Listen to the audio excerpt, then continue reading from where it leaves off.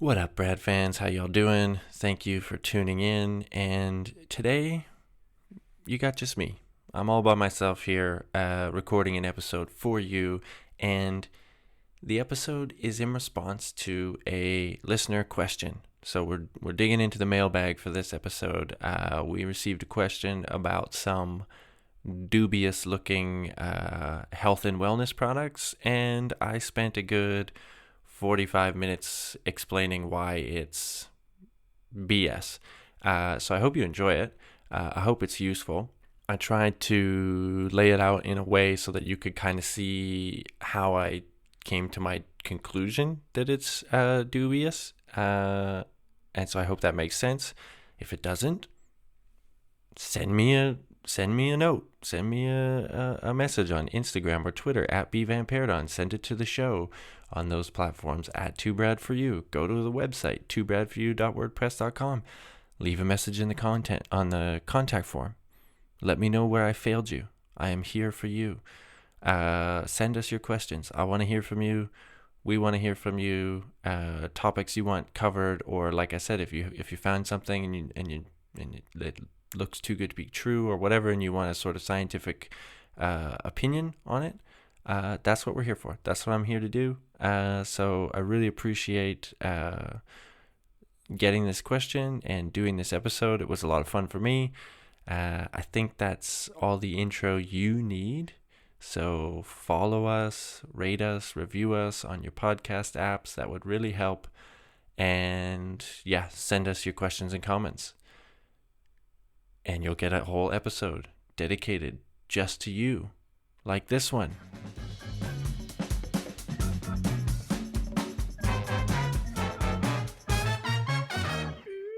All right, folks. As promised, we are taking your questions, and this one was sent in to us via Instagram by Andy K. in Calgary. Thank you so much, Andy, for sending it in, and I hope all is well with you in Calgary.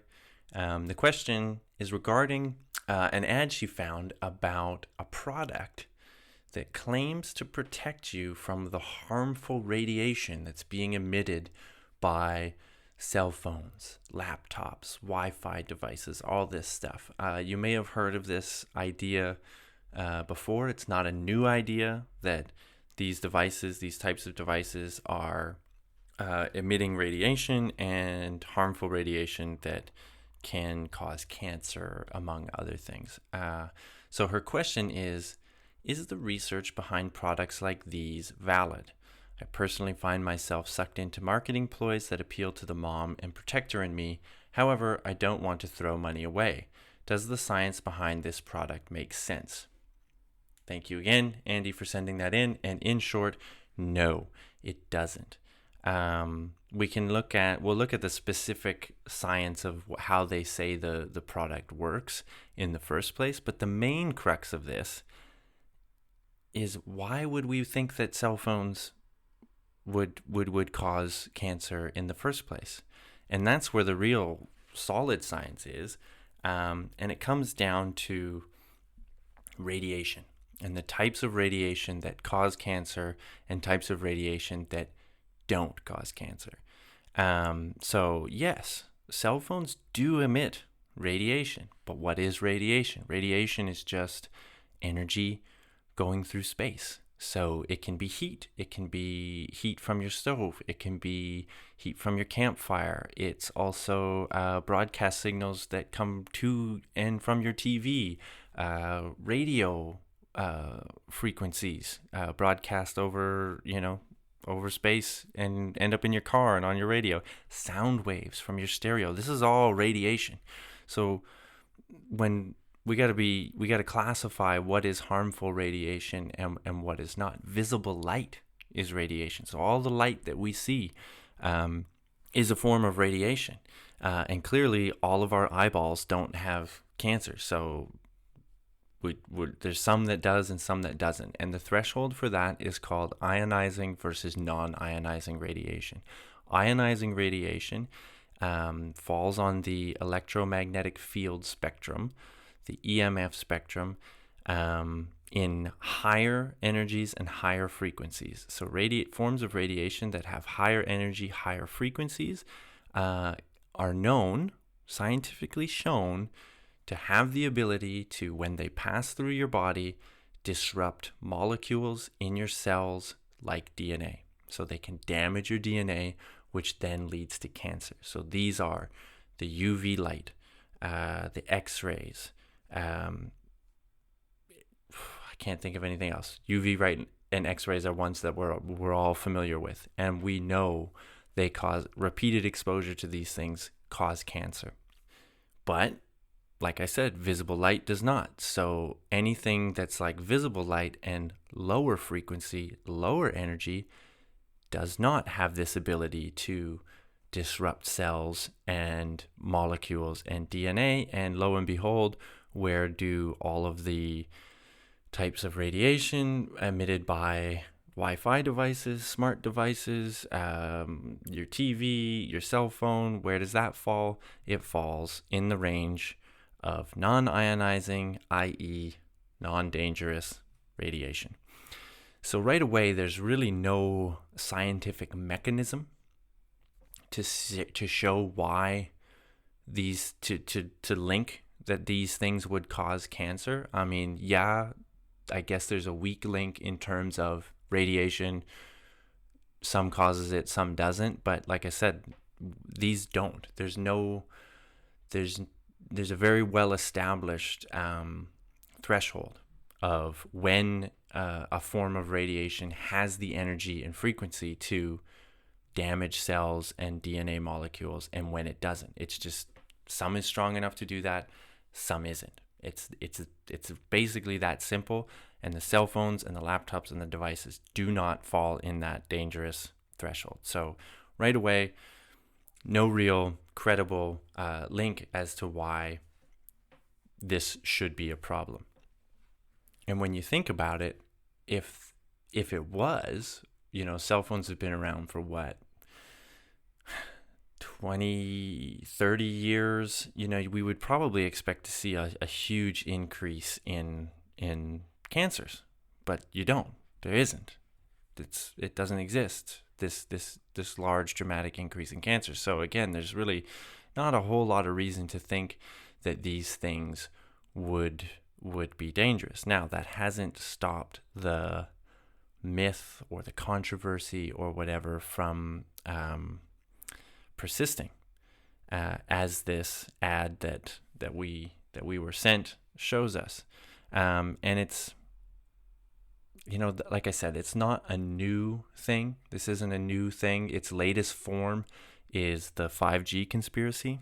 It's all based on the same theory that these types of radiation do in fact cause health problems, which, as we just discussed, when it comes to cancers, there's no biological mechanism to show that they would. Now, there's other claims that are made by products such as the one that Andy sent that say, oh, well, they cause headaches or fatigue and trouble sleeping and all these things. But again, there's no biological mechanism as to why they would. They don't interact with our bodies and our cells in that way. They just pass through. So it's a dubious claim to begin with. Like I said, it hasn't stopped people from believing this or pushing it to the point where, calling for studies, demanding that studies be done to prove one way or the other that these things don't cause cancer. Or the other big one that you see often, and you can go back and look at local news reports from when cell phone towers were first coming up and stuff like this, you'll see where they say they're putting cell phone towers up, but there's no safety regulations. We want safety tests on these things. These things need to be tested. They're putting up a cell phone tower in my neighborhood with no safety tests. But what are they supposed to test? We know that the frequency of the radiation that they're emitting does not damage cells, does not damage your body. So what are they supposed to test? There's nothing to test.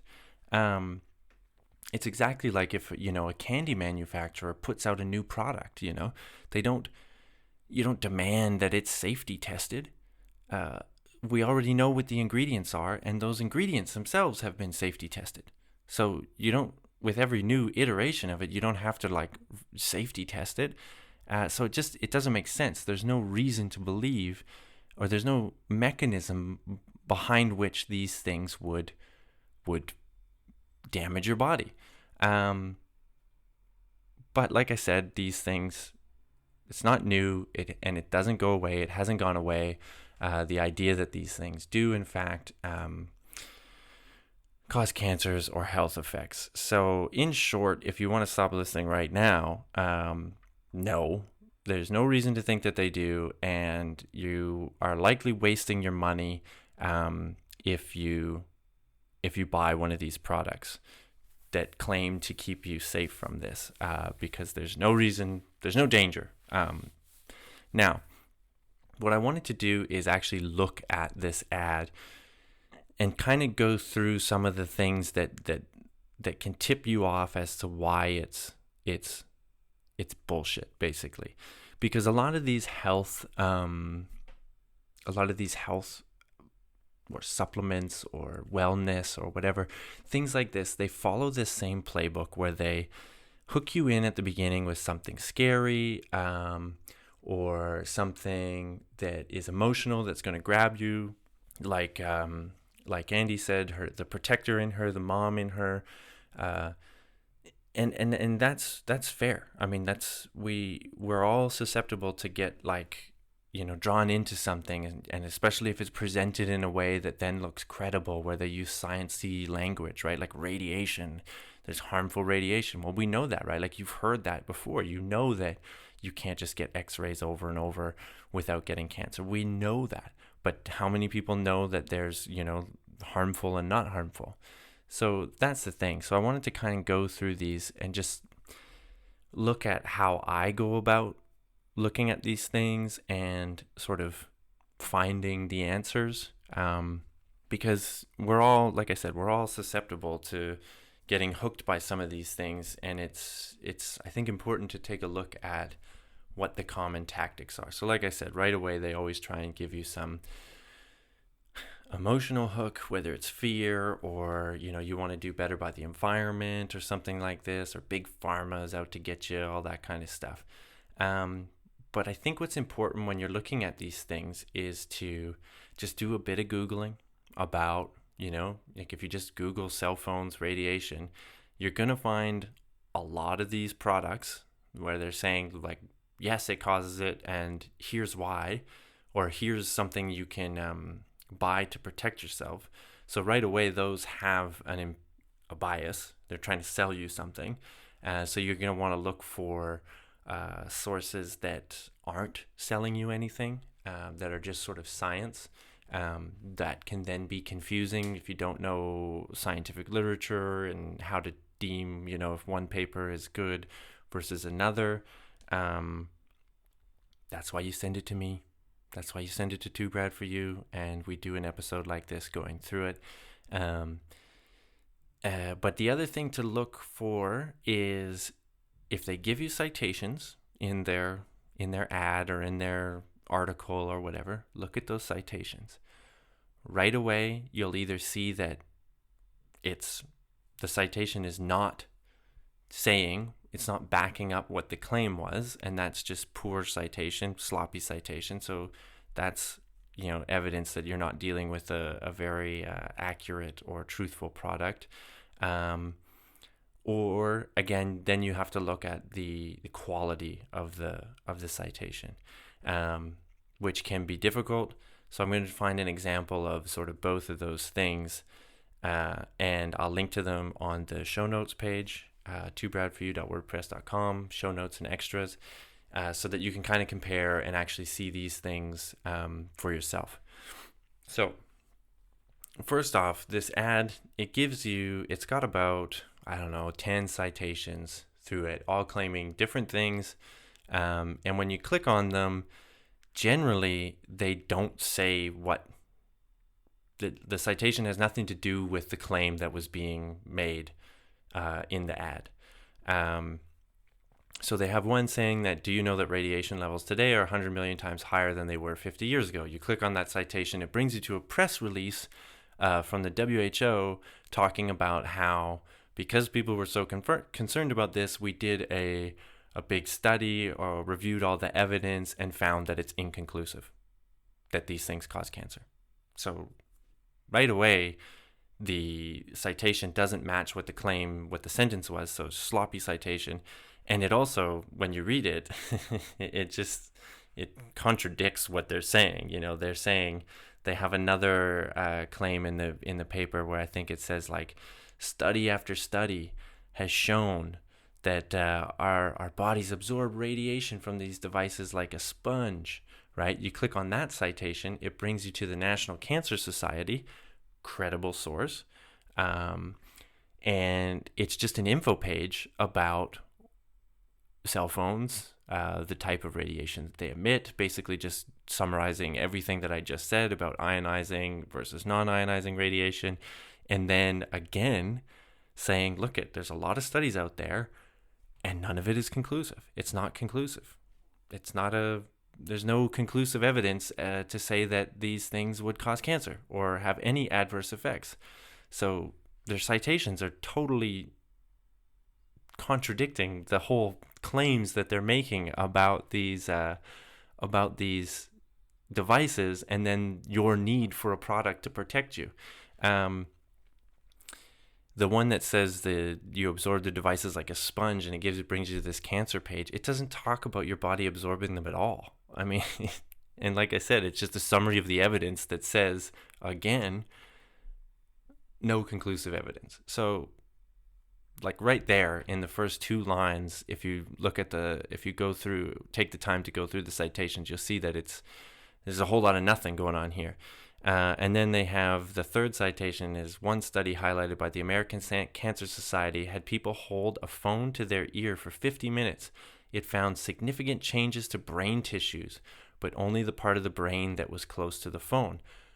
Go to that page, and it's the American Cancer Society, which, yes, is a credible source, but there's no mention that I can see of a study about changes to brain tissue.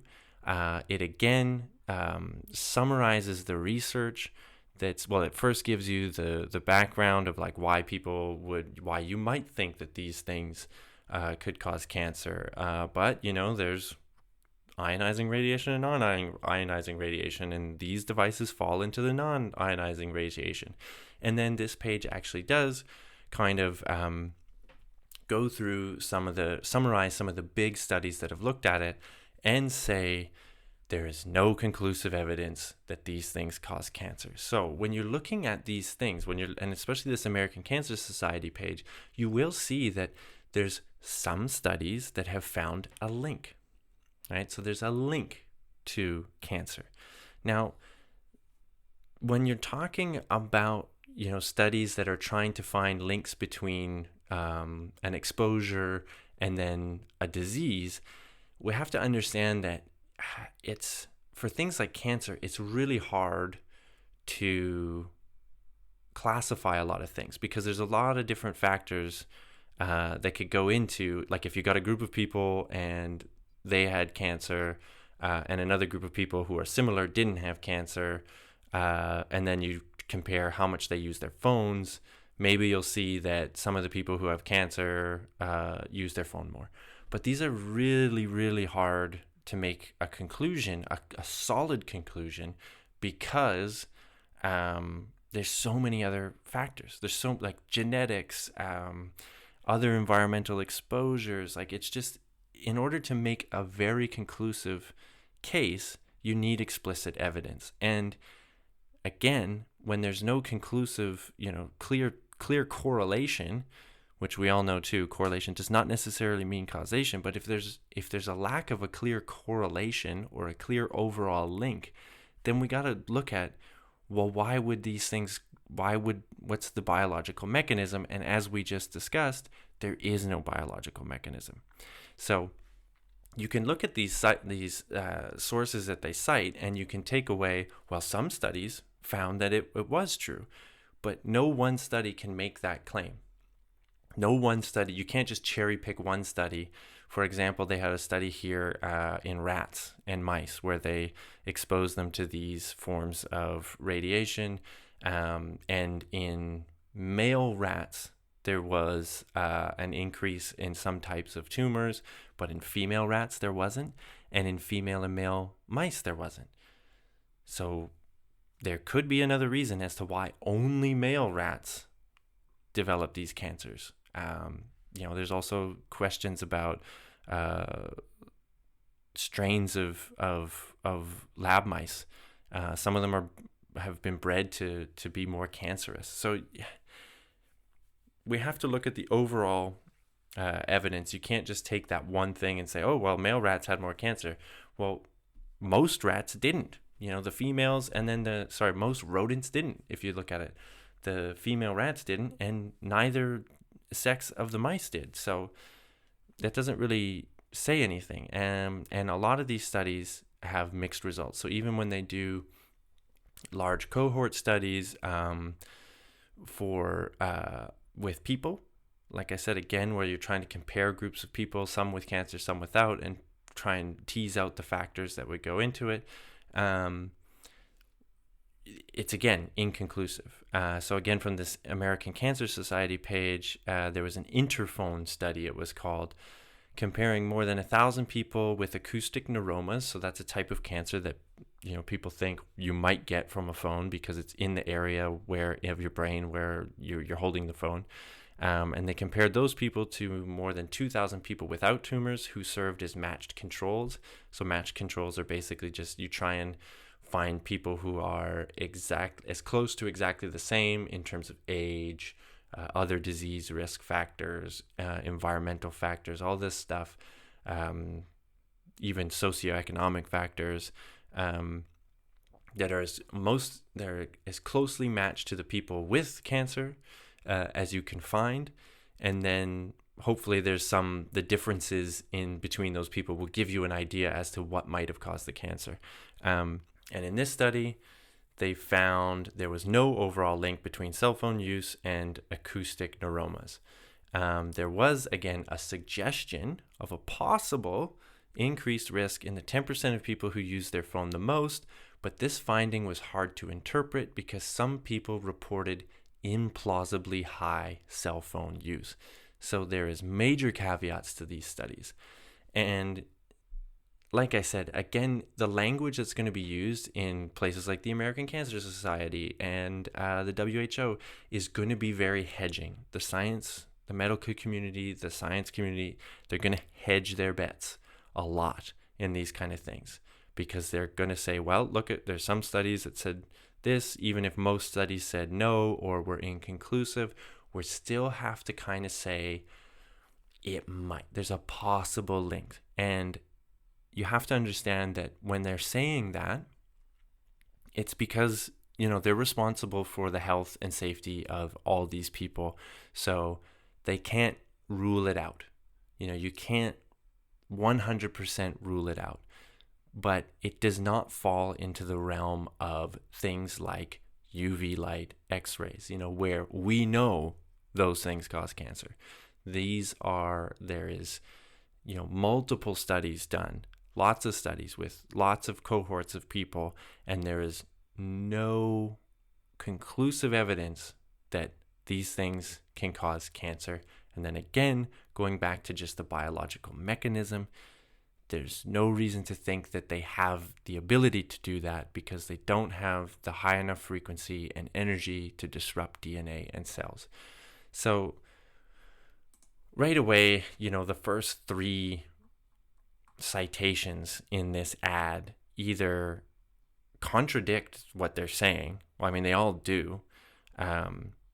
They don't. It's not as clear cut as this ad will make it sound, where it's like the Cancer Society found this study where significant changes to brain tissues. It's like that. No, they didn't. That doesn't exist. It's not in their citation. And all of the citations are saying there's no definite link. There's limited evidence at best. Some of them say there's inadequate evidence to make this link at all.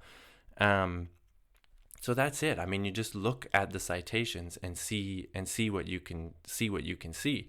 And like I said too, the citations don't correspond to the statement being made in the in the in the ad. So that's just poor citation. That's sloppy. That's shitty. It shows you that they're expecting you to not even check those citations. Now let's take a look at an example of one where it's like, again, it can be a bit, confusing as to what this means. So the World Health Organization now classifies EMFs, that's electromagnetic fields, as class 2B carcinogen, the same type as lead and asbestos. Now that sounds bad, right? Sounds really bad. But like I said, these things you have to hedge. They're always going to hedge. So if they can't conclusively say it causes cancer or not, then it doesn't go on the definite carcinogen list. It goes on the class 2B possible carcinogen list, which is a very big list that has a lot of things on it that may or may not cause cancer. And again, when you're a health agency or someplace like the FDA or something like this, you have to look at all these things. That's your job, is you have to look at it. So just the fact that they're looking at it and putting it on one list or another means nothing. They're looking at everything. Ginkgo biloba, I think, is on the class 2B carcinogen list. If you looked at it, you would find a lot of things that you're not worried about as causing cancer on these lists. And it's just simply because we have to have a category. And the burden of evidence to completely rule something out is very high, as it should be. That's what you would want, right? You want your health organizations to be very strict on these things. But we also have, on the other end, very clear evidence and examples of things that do cause cancer. And electromagnetic fields and radiation from your cell phones and your devices is not one of those things. Here's another one that these types of things like to do, and that's, they have this statement in here. 250 independent scientists from 43 countries have signed a petition to the United Nations urging them to stop the reckless growth of EMFs worldwide. So you can look at that citation, and yes, there is a letter. These people signed a letter that says let me read the opening paragraph here for you.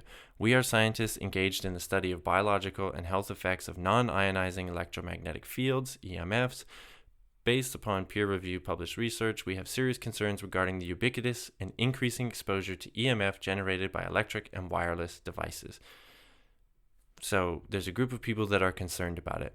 Unfortunately, so what? We just went through all the evidence about the studies and stuff, saying that there is really, no conclusive evidence.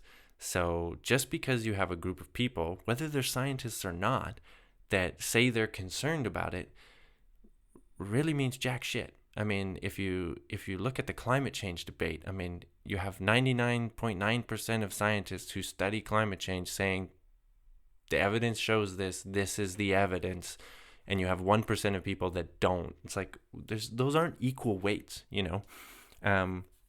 So a lot of times with these letters or these things like this too, there's people that genuinely believe that what they're doing is right. They are convinced for one reason or another that either the research is wrong or they know something that you don't or something like this. So there is a group of these people that sign these letters and do these kind of campaigns and stuff that are genuine, even if they're wrong.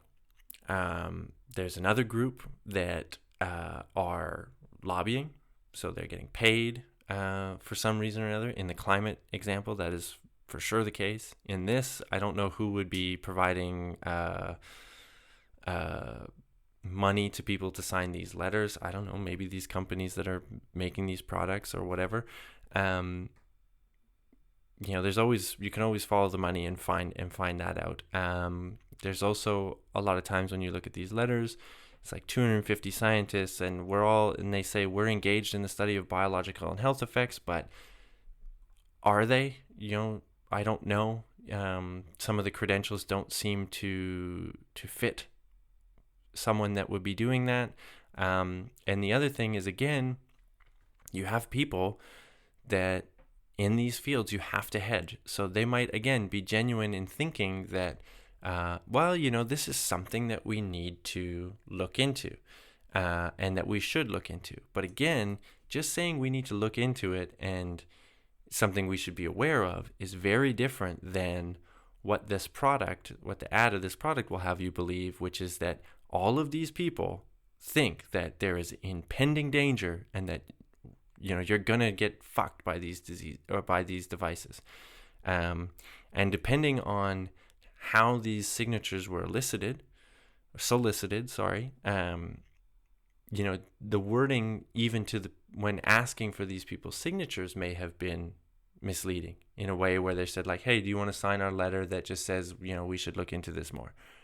And then when they're like, yeah, sure, of course, I can agree with that, you sign the letter, and then the next thing you know, this letter is being used to make all sorts of claims that you may or may not actually agree with. So these letters don't really mean a lot to me.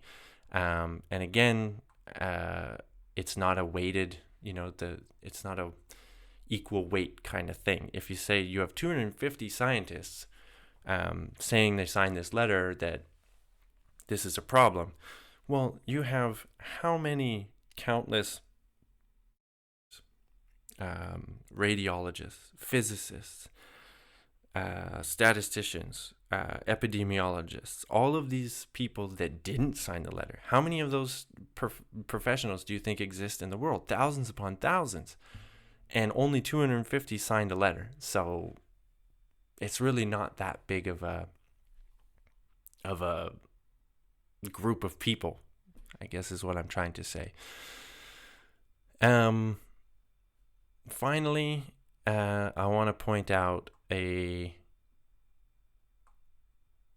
few more things here with this report, with this ad, because they say that they've done all this independent testing that also shows that this is a problem. So you click on the source they have for this independent testing they've done, and it's called a microscopy research report. And this will be linked in the show notes because this is an example of a bad paper. So if you see something that looks like this, it is not generally doesn't look like a reputable scientific study. The way in which it's laid out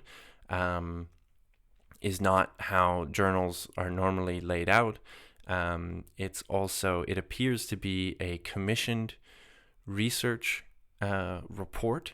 So basically the company hired somebody to do this research and show what they want. Well, hired them to do this research, and then they get to, put it on their website. So generally when these things are done, it's somebody knows what answer they want, and they hire somebody to do some kind of research that gives them that answer. And this is a report testing of the device that's going to protect you from these EMFs, and they're using this thing called live blood analysis, or microscopy, something like this. So I had never heard of this technique, but if you look up live blood analysis, you can come to a Wikipedia page, and Wikipedia is generally a well vetted place to find information. Live blood analysis is the Wikipedia page, and it's under their category of pseudoscientific concepts. So from the Wikipedia, live blood analysis is promoted by some alternative medicine practitioners who assert that it can diagnose a range of diseases. There is no scientific evidence that live blood analysis is reliable or effective, and it has been described as a fraudulent means of convincing patients that they are ill and should purchase dietary supplements. Sound familiar? There we go. So, yeah, the company did their independent research, as they say in their ad, but what is that research? Well, it's not very good, and it looks like it was using discredited methods to show a preconceived conclusion. Just briefly going through, I mean, I read through the whole thing, and like I said, it does not read like a well done study. The data is not presented in a way in which you could verify it.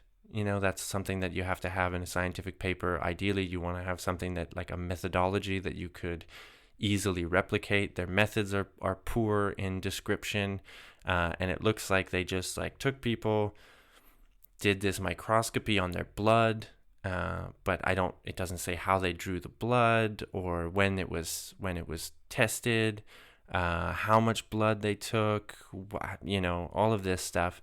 And they're basically just saying that we looked at the blood of people before they got exposed to the devices, after using the devices, and then a little bit after they had ceased to use the device. And they have all these pictures of what they say are blood cells, and that they look all squiggly and funny when they're exposed to the devices. And they have this scale of, how squiggly they look. And apparently they look all squiggly when you get exposed to these things. So it's just, I don't know, it's pretty crap, to be honest. And it's an example of, if you see something like this, you should begin to question it. And again, especially if it's a report that's commissioned by the company itself, another warning sign there. From there, we have all these claims. There's always the customer claims and stuff like that, which is, again, really means nothing. You have a lot of people who may be genuine, again, in their belief that this thing is working for them, but that's not evidence. That's not evidence at all. And you have another, this really made me laugh. In the bottom of their ad, they have a section here. It's like, as this product, as seen in Business Insider, credible magazine. If you click on that link to see where Business Insider talked about their product, you are taken to an article that says that this is the title of the article. Here's everything inside the over $30,000 Grammys gift bag celebrities take home this year. Great. So this product was in the Grammys gift bag. And then I actually read through the whole article. It doesn't specifically mention the product at all. It goes through all these fancy moisturizers, makeup bags, all this stuff. And at the very, very bottom of the article, I'm scrolling through it right now, and I got to get all the way to the bottom. You'll see there's basically a throwaway paragraph at the end. Not even a paragraph. It's just a bold little sub-headline in the article that says, there's so much in this year's bag. Here's everything else that will be in the Grammys bag. So here's all the stuff that we didn't specifically highlight and talk about. That's also in there, and you see a picture of these small devices. I'm avoiding using the name because I don't want to give them credit, but these small little devices that you put on your devices to cancel out the EMFs, and it just says, here are a few of the other items celebrities will receive in the official Grammy swag bag, and it lists the name of the product amongst a bunch of other products. So, as seen in Business Insider, right? Yeah, well, they're not technically lying. It was in Business Insider. It just didn't say shit about it in Business Insider. It just said that this product exists and celebrities got it in their gift bag, which is also probably, this is my disdain for celebrity wellness stuff. If the celebrities are using it, it's probably bullshit. So that's kind of it for like the specifics that I have, the specific problems I have with this product. In the end, no reason to believe that your devices cause cancer or any health effects. That's a little tip, some little tips about what to do when you're looking at these types of things. Look at the citations, do a bit of Googling, see right away if the citations are matching what they're saying, see right away what the citations are saying. Because like I said, you actually read these citations and, they all say there's no conclusive evidence that there's a problem with these devices at all. If there was, we would all have cancer, right? Like we would all, if these things were doing what this ad says they're doing, the rates of cancer would be skyrocketing, and they're not, especially brain cancers. There's no evidence that brain cancers have increased over the last 30 years when cell phones and all this stuff was coming to use. So be careful for these kind of things when they, like I said, and like Andy said, play on your motherly instincts, your protectorate instincts, any kind of other emotional hook. Watch out for the sciencey language. Do a bit of Googling, and if you're having trouble seeing, like deciding if it's real or not after that little bit of Googling, like I said, most people can, even if you're not familiar with the scientific literature and stuff like that, you'll be able to see right away that it's not, the claim is at least not as strong as what they say. This thing is definitely targeted at mothers. All of their ad stuff, when you go and like you watch their YouTube videos and stuff, it's a lot of women, mostly talking about their children. When you go to their another one of their citations is customer reports, so Trustpilot reviews. You get a lot of positive reviews, but the thing with these things is that, here's another way to think about it. There's no way to prove if it didn't work, right? You can't measure the radiation. Most people don't have the devices to measure what kind of radiation is coming off and compare it with their blocker device and without the blocker device.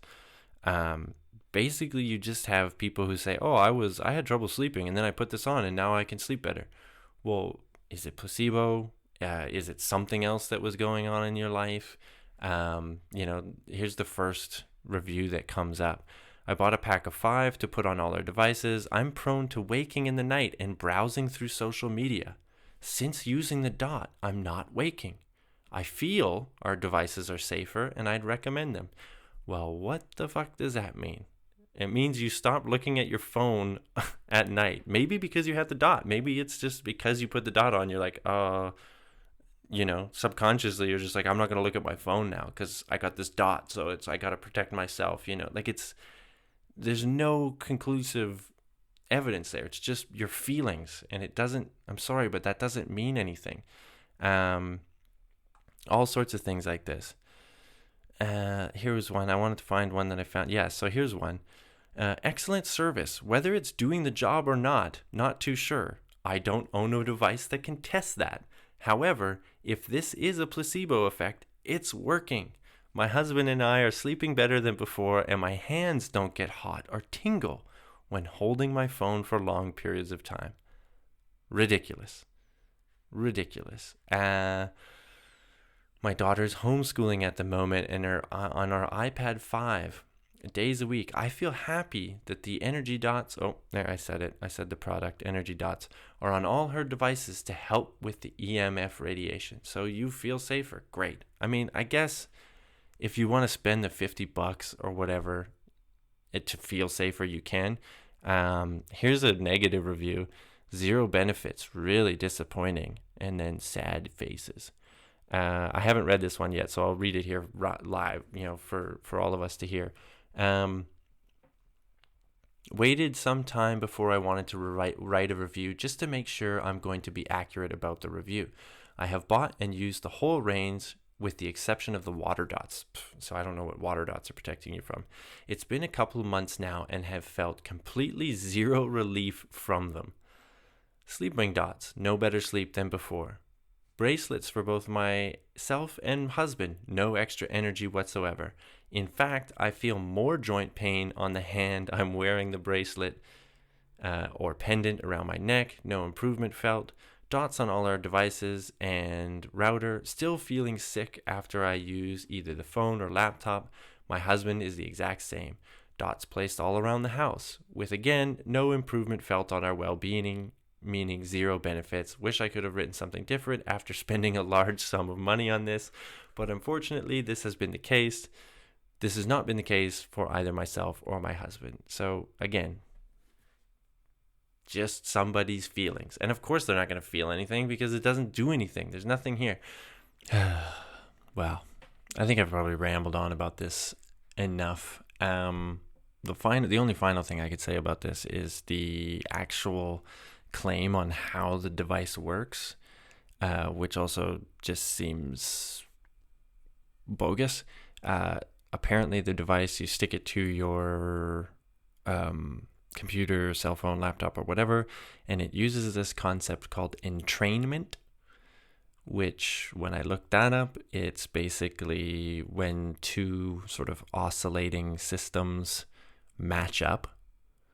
So I guess the idea would be that it somehow emits a wave that matches the wave of the harmful but not harmful radiation coming from your device and blocks it. It says in the ad, it says it mutes it, but yeah, that it doesn't appear to be really anything because there's no evidence, no conclusive evidence that there really is a problem to begin with. So there we go.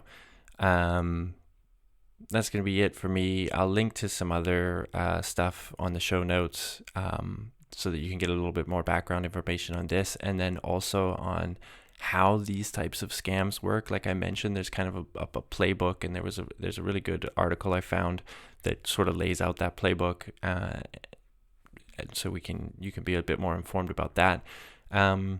If you want to reduce your exposure to your phone, just to be on the safe side, I mean, yeah, go for it. Use a hands-free device. Most of us are texting anyway, so there you go. I mean, maybe don't sleep with it under your pillow, that kind of thing. But yeah, there's really no reason to be afraid at this moment in time. And there's no need to waste your money on these devices. So thank you again to Andy for sending in the question. I appreciate it. Want to hear from you, want to hear your questions, want to do this kind of work for you. I am here for you. Use me. Follow us on Twitter @2bradforyou, on Instagram, same handle. You can hit me up on those platforms @bvanparadigm. There's a contact page on the website 2bradforyou.wordpress.com. You can leave a question or comment there. Thank you for reviewing and rating the show on your podcast apps. Much appreciated. And that's it. I'll see you next time. Thank you so much for listening. Bye for now.